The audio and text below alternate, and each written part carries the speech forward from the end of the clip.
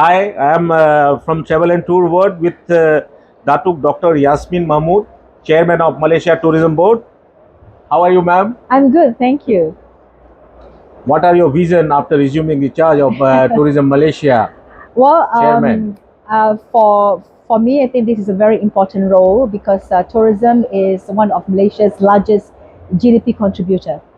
And we have got this very a lot to offer to the world under the banner of Malaysia Truly Asia, and we offer the full richness of our diversity. I mean, Malaysia stands for diversity. So my role really is simple, which is to sell Malaysia to the world and to make the world fall in love with Malaysia. Yeah. And there is so much to be loved in Malaysia. So that's all that I need to do.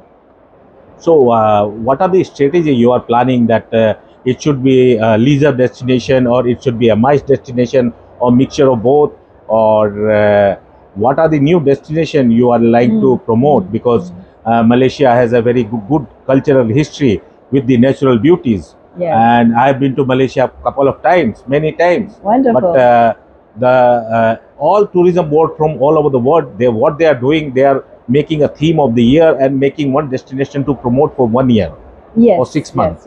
So what are your planning in that? So we have this our famous Visit Malaysia years over the years, and we have one more coming up in the year 2026. So this year is an important year for us because we've just come out of the pandemic, and our numbers for last year was still behind the pre-pandemic levels, but we are catching up really fast. So this year is to make sure that we get back the momentum that will lead towards a 2026.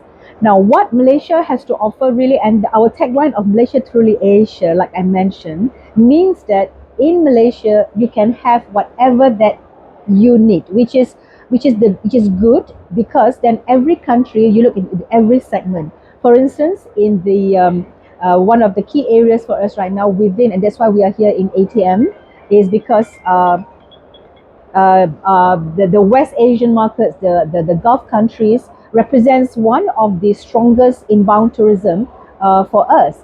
And we want to continue that momentum. And family adventure and retail experience, is one of the two of the key attractions in Malaysia. Of course, our beaches is always very popular for family fun. So Langkawi is one of the beaches that's very popular. But we do have a lot more of beach offerings. We do have in the Borneo side, we have Sabah, famous for our diving sites. On the east coast of Malaysia, we have beautiful, pristine beaches. So from this sense, we do have the full offering. So one of the key positioning of Malaysia right now is to offer what we call the affordable luxury escapades for families, as well as for young couples, as well as for maybe even for the young population, the Gen Zs of the world. And what do you think about the sustainability and because all over the world there is a phobia of sustainability. Absolutely, So how you are thinking that you are going to maintain worldwide? So I am. What are the initiative of Tourism Malaysia? Because sustainability is one of the key foundation for our Visit Malaysia year, and apart from the traditional attractions of Malaysia, like our beaches and our retail experience, our adventure, as well as gastronomy, food, culture, and heritage, what is really coming up very strongly right now is around ecotourism. And I think this is the first step towards sustainable tourism. Cuts across the whole spectrum, but I think the first step is towards making sure that we have the preservation of our natural resources. And we do have one of the best biodiversity offerings in the world. For instance, I've been we have a very we have 7 geoparks in Malaysia, 7 geoparks, right? Okay. And then we have 2 of the attractions in Borneo. One of them is called Mulu Caves, which is a 16 million years in the making. It has got one of the world's oldest passage caves Okay. in Molucas, right? And then we have another one also in Borneo in the state of Sabah, which is called Danum Valley. Have you ever been to Danum Valley? No. Well, it's very famous because the Princess of Wales and the Prince of Wales had their honeymoon in Danum Okay. Valley. It's one of the most, it is 130 million years old ancient rainforest. Okay. And it's got in it, it's got a whole, it's like a whole world in its own of hundreds, 172 different types of birds, 75 different types of reptiles, and you will have things, I mean, you will have flora there. I think the world's tallest tree is in Danum Valley at 108 meters tall. So I think this is a lot of the offerings around preservation and biodiversity, which is getting a lot of attraction, a lot of attention, because also we have in Sarawak we have all the various indigenous tribes and ethnic groups. We have, for instance, in Malaysia we have a jungle school. So what it does, and it's very popular amongst the nature lovers as well as the planetary health followers, right? So you go into this school and you learn how the indigenous people will actually live and work and play with the nature without hurting anything with nature. Ma'am, because I see in Asia that Indonesia is giving you tough competition because they have a similar terrain and they have a rainforest also, and it's a very Yeah, similar culture yeah, also. yeah. But like Bali is worldwide destination today, Yes. so I wish that under your chairmanship you make one of the beaches or whatever you told about that Yeah. new destination, Yes, you yes, can make it like yes, Bali yes, to yes, the world. I think what we want to do is Yeah. that the whole of Malaysia Yeah. is like a Bali. Yeah. Because it's not just about beach for us, but it's also about all the other things that you can find in Malaysia, like shopping malls. We have theme parks. We have the highlands. We have the cold weather, which is very popular within the especially within the Western Yeah. Asia markets. We have a place called Cameron Highlands, which is a beautiful location that has got cool weather. Weather can be in the range of 12 degrees Celsius. Very popular for honeymoons, where you can go up in the mountains and you can be able to see green throughout. So I think where we find ourselves unique is the fact that in Malaysia you have that variety, and that is why our tagline is really about Malaysia Truly Asia. It's not about the one thing or the other. It is about this and that and that. And what is your planning to improve the connectivity? Because connectivity more important than everything. Because Absolutely. Yeah. tourists should reach there properly. Yes. Yes. And Yes. with the infrastructure Yes. facility, what are the new connectivity you are planning for with your airline or international Yes. airlines? So connectivity to us is what we call. I mean, there are two key enablers in order to bring Yeah. tourists in. The first one is around visa, and I think we have got one of the most friendly visa policies Yeah. in the world. So you can find that either it is a visa free or visa on arrival for Yeah. a lot of the countries. Recently, we announced visa free for China, for India, and we immediately see the uptake, right? So that's one key enabler. The second one, as you rightfully say, is connectivity. So when we look into where we want to go and focus, and then we have to take a pragmatic approach of focusing on the on the countries.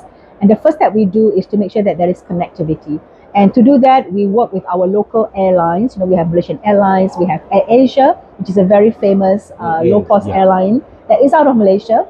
We also have now Batik Air, which is also very active in its expansion. So we do, of course, work with those airlines to open up more direct flights. Yeah. And the other thing also is, of course, we work with also other major airlines. Like for instance, in this ATM, we had a very significant signing of a memorandum of collaboration with Emirates Air to capitalize on their international route, and especially around this region. But we also have a facility in Malaysia where we work with tour operators and airlines to bring specific chartered flights. So if we don't have the direct commercial scheduled flights, we will also be open to doing this chartered flights, and we do have a facility to do matching grants for those chartered flights. So I think that's how our strategy to address the very important enabler of connectivity.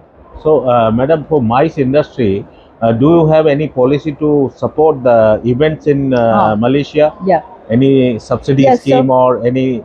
absolutely. I think MICE for Malaysia, we have a very strong focus. In fact, we have a dedicated agency, a Yeah. government agency, Yeah. that is looking into facilitation Yeah. of events and conferences into Yeah. Malaysia. So that will include facilitation in the logistic. We even provide some financial assistance and so on. I think that is very, very important. And I think what is apart from that facilitation, the other unique proposition of Malaysia right now is the fact that obviously we have all the facilities, we have all the top conferences, we have got good infrastructure to travel within the cities. We have, you can choose KL, you can choose Penang, you can choose in the Borneo states, you know. So we have all the facilities. But what's really, I think, what is something that works to our favor right now is the fact that our cost of running that convention now, because of the value of our depreciated ringgit, is now making it very, very cost effective to hold conferences.